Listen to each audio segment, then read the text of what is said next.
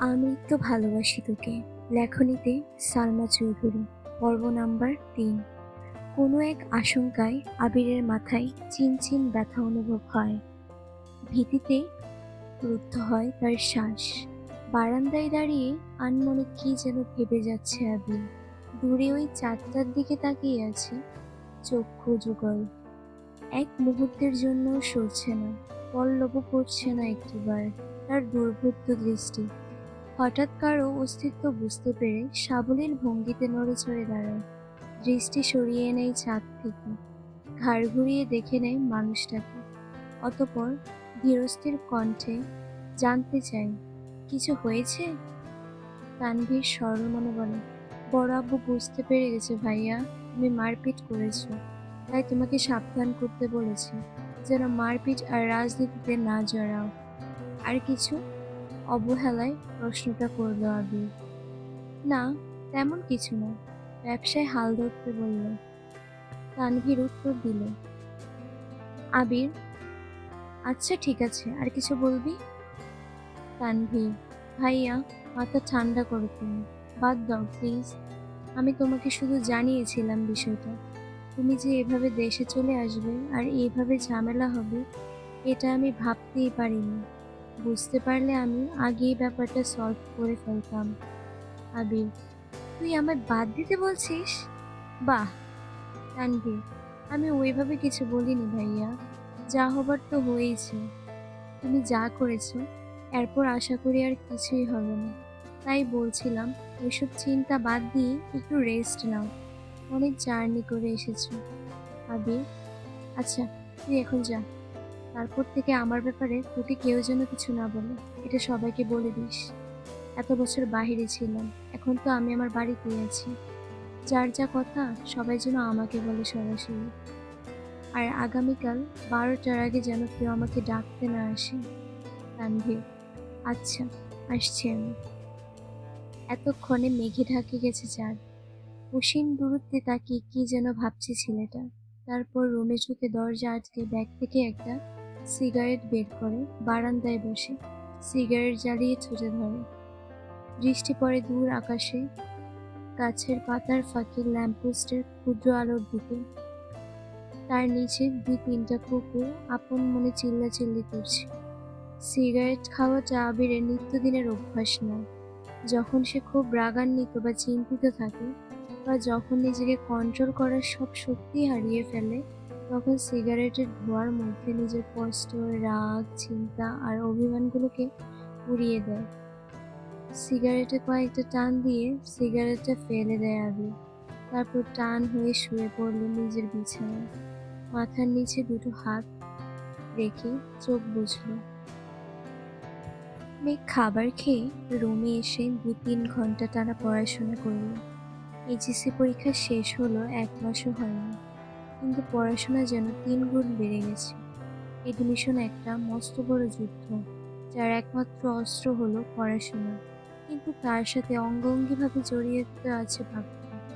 HSC এর result কবে দিবে ঠিক নেই, পাশ করবে কিনা তাও জানা নেই, কিন্তু অনিশ্চিত ভবিষ্যতের জন্য প্রস্তুতি আগেভাগেই নিতে হচ্ছে।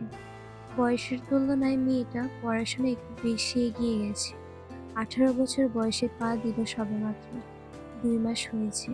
তারই মধ্যে এইচএসসি পরীক্ষা শেষ। কয়েক মাস পরে সে স্নাতক শিক্ষার্থী হতে চলেছে। ভাবতেই কেমন যেন নিজেকে বড় বড় মনে হয় মেয়েকে। পড়াশোনা শেষ করে নিজের বিছানায় শুয়ে হাতে তার নতুন মোবাইল। কিন্তু কি করবে সে? না আছে ফেসবুক, না আছে অন্য কোনো অ্যাকাউন্ট। ইউটিউবে ঢুকে কয়েকটা ভিডিও দেখে মোবাইল রেখে দেয়। শুয়ে ভাবতে লাগে, আবির ভাইয়াকে ধন্যবাদ জানানো দরকার, কিন্তু সে তো ভয়ে দাঁড়াতেই পারবে না। আবিরের সামনে পুরনো স্মৃতিগুলো ভাবতে থাকে। মেঘ সবেমাত্র 5ম শ্রেণীতে উঠেছিল। বয়সের গণ্ডি 9 কি 10-এর মাঝামাঝি। তখন মেঘের একটা বন্ধু হয়েছিল, নাম জয়। ছেলেটা স্কুলে নতুন এসেই বন্ধুত্ব করেছিল মেঘের সাথে। ছোটবেলা পিচ্চিদের বন্ধুত্ব যেমন ছিল, চকলেট শেয়ার করা, টিফিন শেয়ার করা, একসাথে খেলাধুলা করা। 1 সপ্তাহ হয়নি তাদের বন্ধুত্ব। 7 দিনের মাথায় আবির স্কুলে গিয়ে মেঘকে আর জয়কে একসাথে খেলতে দেখে। স্কুলে সবার মাঝে মেঘের গালে একটা থাপ্পড় বসিয়ে দিয়েছিল আর রাগান্বিত স্বরে বলেছিল, তোকে যদি আর কোনোদিনও কোনো ছেলের সাথে কথা বলতে দেখি বা খেলতে দেখি, তাহলে কিন্তু তোর খবর আছে বলে দিলাম। তারপর বোনকে টানতে টানতে বাড়িতে নিয়ে আসে। একবার বোনের দিকে তাকিয়েও দেখেনি। দুগালে আবিরের 5 আঙ্গুলের দাগ বসেছিল। সেই যে থাপ্পড় খেয়েছিল মেঘ, 1 সপ্তাহ ধরে পড়েছিল জ্বরে। মেঘ ছোটবেলা থেকে খুব অভিমানী ছিল। ছোট্ট মেয়েটাই থাপ্পড়ের ভয়ে আর আতঙ্কে আর কখনো আবিরের দিকে চোখ তুলে তাকায়নি। কথা বলা তো দূরের বিষয়, আবির বাসায় থাকাকালীন রুম থেকে বেরই হয়নি মেঘবালিকা। আবিরও কখনো খোঁজ নেয়নি মেয়েটার। ছোট্ট মেঘের মনে জন্ম নেয় আবির ভাইয়ের প্রতি অভিমান, সীমাহীন অভিযোগ, কষ্ট আর তৃষ্ণা। 2 বছর পর দেশ ছাড়ে আবির। ওই সময়ের মাঝে মেঘ আবিরের সাথে এক টেবিলে খেতেও বসতো না। আবিরকে দেখলেই যেন ছুটে পালাতো মেঘ। আবির বিদেশ চলে যাওয়ার পর মেঘ আর আবিরের ভয় থেকে নিজেকে সাবলীল করে আপন মনে রাজত্ব করতে থাকে খানবাড়িতে। আবিরের পাশের রুমটায় তার দখলে চলে আসে। আবির থাকলে হয়তো কখনোই সেই রুমে আসতো না। বিদেশ যাওয়ার পর আবির সবার সাথে ভিডিও কলে কথা বললেও কিন্তু কখনো কথা হয়নি মেঘের সাথে। 2 একবার মেঘের কথা জিজ্ঞেস করেছিল ঠিকই, কিন্তু মেঘ আতঙ্কে কথাই বলতে চায়নি। এরপর থেকে আবির কখনো মেঘের কথা জিজ্ঞেস করেনি। এত বছর পর বাড়ি ফিরেছে ভাই, এখনো দেখা হয়নি তার সাথে। এরই মধ্যে মারপিট করে ফেলেছে। ছোটবেলায় অনুভূতি প্রকাশ না করতে পারলেও আজ আবিরের কর্মকাণ্ডের কথা শুনে মেঘের মনে একটা নামই ঘুরপাক খাচ্ছে। সেটা হলো হিটলার। হিটলারের সাথে আবিরের কতটা মিল বা বেমিল তা বিবেচনা করা বিন্দু পরিমাণ ইচ্ছে তার নেই। মাথায় একটা চিন্তা ঘুরছে, ধন্যবাদ জানানো উচিত, কিন্তু সে কি আদৌ কথা বলতে পারবে হিটলারের সাথে? এসব ভাবতে ভাবতে ঘুমিয়ে পড়ল সে। ভোরবেলা থেকেই বাড়িতে রান্নার ধুম পড়ে যায়। 3 ভাই সকাল সকাল খেয়ে অফিসে চলে যায়। মিমার আদিও স্কুলে চলে যায়। মেঘ ঘুম থেকে ওঠে 8টায়। রাত জাগার কারণে সকালে উঠতে পারে না সে। মাঝে মাঝে গোসল করে খেয়ে বাড়ি থেকে বের হয়, মাঝে মাঝে এমনিতেই চলে যায়। 10টা থেকে দুপুর 2টা পর্যন্ত বাড়ির বাহিরে কোচিং, তারপর টিউশন শেষ করে বাড়ি ফেরে। ফ্রেশ হয়ে খেয়ে একটু ঘুমায়। বিকেলে একটু হই হুল্লোড় করে তারপর পড়াশোনা করে। এই তার বর্তমান জীবন। আজও তার ব্যতিক্রম হলো না। খেয়ে কোচিংয়ের উদ্দেশ্যে বেরিয়ে পড়েছে। বাসার গাড়ি তাকে দিয়ে আসে, আবার কল দিলে গিয়ে নিয়ে আসে। ঠিক ঠিক 12টায় ঘর থেকে বের হয় আবির। ধীর গতিতে নিচে আসে।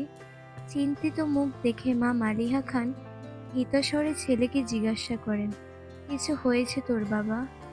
আবির মুখের ভাব ভারী করে বজায় রেখে উত্তর দিলেন, কিছু হয়নি, খেতে দাও।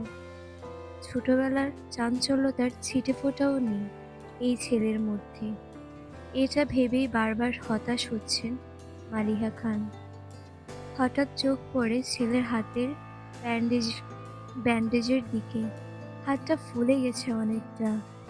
আবির খাবার খাচ্ছে আর তার মা শান্ত স্বরে ছেলেকে বোঝাচ্ছে, এটা করো না, সেটা করো না।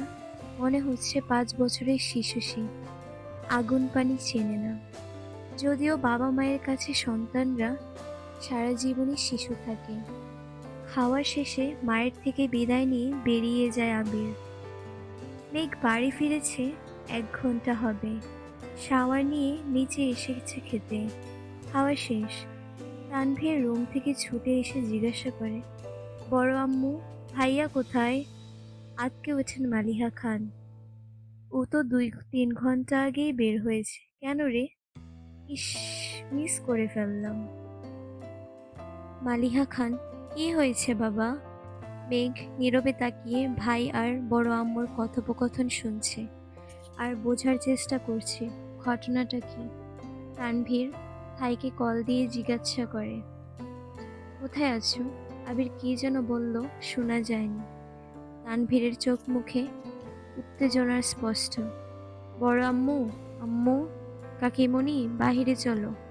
কেউ প্রশ্ন করার আগেই তানভীর ছুটে গেল বাহিরে। তার পেছন পেছন মিম, আদি, মা কাকিরা সবাই দরজা পর্যন্ত গেল। সবার পেছনে মেঘও গেল সেখানে। এরই মধ্যে বাইকে বাড়ি ঢুকলো আবির। নীল রঙের চকচকে একটা সুন্দর বাইক, হেলমেটটাও নীল।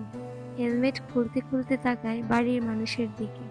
মেঘ অপলক দৃষ্টিতে তাকিয়ে আছে। কবে সেই দেখেছিল আবিরকে। সেই আবিরের সাথে এ আবিরের চেহারায় কোনো মিল নেই। হেলমেট খুলতে চুলগুলো এলোমেলো হয়ে গেছে। আবিরের চোখ, সানগ্লাস, নেভি ব্লু রঙের কালো শার্ট, প্যান্টের সাথে ইন করে পড়েছে। হাতে কালো ফিতার একটা ঘড়ি, পায়ে শু জুতা। আপাদমস্তক দেখলো আবিরের হৃৎপিণ্ডের চার প্রকোষ্ঠ ছটফট করতে লাগলো মেঘের। আবিরের দিকে বিভোর দৃষ্টিতে তাকিয়ে আছে সে। আবির বাড়ির সকলের উদ্দেশ্যে বলল, বাইকটা কিনেছি, কেমন হয়েছে? আবিরের কণ্ঠ মেঘের মনে গহীনে ধাক্কা খায়। এতে হুঁশ ফিরে আসে তার। দাঁড়িয়ে থাকতে পারছে না সে। এক দৌড়ে নিজের রুমে ঢুকে দরজা আটকে শুয়ে পড়ে নেয়। মিমার আদি হই হুল্লোড় করছে। আবির ভাইয়ার কাছে আবদার করছে ওদের বাইক নিয়ে ঘোরার জন্য। মালিহা খান ছেলের পানে তাকিয়ে প্রশ্ন করলেন, বাসায় 2-3টা গাড়ি থাকার পরও বাইক কেন কিনলে? আমার গাড়ি চলাচল করতে ভালো লাগে না, আবলিল ভাষায় উত্তর দিল আবির। পিচ্ছিরা খুশি হলেও খুশি হতে পারেনি মালিহা খান, হালিমা খান আর আকলিমা খান। কারণ এই বাড়িতে বাইক ব্যবহার নিষেধ করেছিলেন স্বয়ং আলী আহমদ খান নিজেই। তিনি কোনো এক বয়সে বাইক অ্যাক্সিডেন্ট করেছিলেন। সেই থেকে বাইক কিনা বা বাইক চালানোকে নিষিদ্ধ করেছেন। ইকবাল খানের খুব ইচ্ছে ছিল বাইক কেনার, কিন্তু বড় ভাইয়ের নিষেধ অমান্য করার সাধ্য নেই, তাই কিনতে পারেননি। তানভীর খুব করে চাইছিল বাইক কিনতে। রাজনীতির সুবাদে অনেক জায়গা চলাচল করতে হয়, বাইক থাকলে সুবিধা হয়। বাবা মোজাম্মেল খানকে বলেছিল সে, কিন্তু বাবার কথা এক কথা, তোর বড় আব্বু বাইক পছন্দ করে না। তোর দরকার পড়লে তুই একটা গাড়ি সবসময় ব্যবহার করিস, তারপরও বাইক কেনার নাম মুখে নিবি না। আবির বাড়ি ফিরেছে 24 ঘন্টা হবে হয়তো। এরই মধ্যে বাইক কিনে ফেলেছে। এর পরিণাম কি হবে তা ভেবেই ভয়ে আঁতকে উঠছেন বাড়ির 3 বউ। অষ্টাদশীর হৃদয় কাঁপছে। কেমন জানি অস্থির লাগছে সবকিছু। পরিচ্ছন্ন নয়নে তাকিয়ে আছে রুমের জানালার দিকে। দৃষ্টি তার অসীম দূরত্বে। কি জানি ভাবলো কতক্ষণ। হঠাৎ ঝলমলিয়ে উঠল মেঘ। সঙ্গে সঙ্গে চোয়ালো শক্ত করে নিজেকে প্রশ্ন করল, বাই এনি চান্স আমি কি হিটলারটার উপর ক্রাশ খেয়েছি? পরবর্তী পর্বটি পেতে পেজটিকে ফলো দিয়ে নেক্সট লিখে রাখুন।